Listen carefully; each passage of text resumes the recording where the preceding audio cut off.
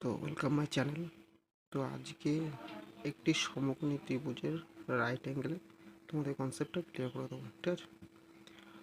তো সমকোণী ত্রিভুজের এরিয়া বার করার সূত্র কি? আগে বলি, পি পারপেন্ডিকুলাম। পারপেন্ডিকুলাম হলো লম্ব, বাংলায় বেস। বেস ভূমি, বাংলায় এটাকে ভূমি বলে, ঠিক আছে? বেস ভূমি।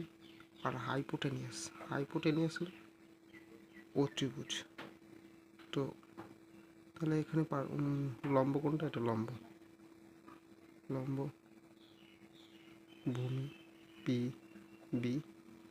হাইপোটেনিয়াস, হাইপোটেনিয়াসটা কি? ও ত্রিভুজ, ও ত্রিভুজ। তাহলে সূত্রটা কি আমাদের? হাফ ইন্টু 1/2 ইন্টু লম্ব ইন্টু ভূমি, পারপেন্ডিকুলার ইন্টু বেস। তো আরেকটা সূত্র আছে লম্ব স্কোয়ার ইন্টু ভূমি স্কোয়ার ইকুয়াল ও ত্রিভুজ স্কোয়ার। Hypotenuse perpendicular square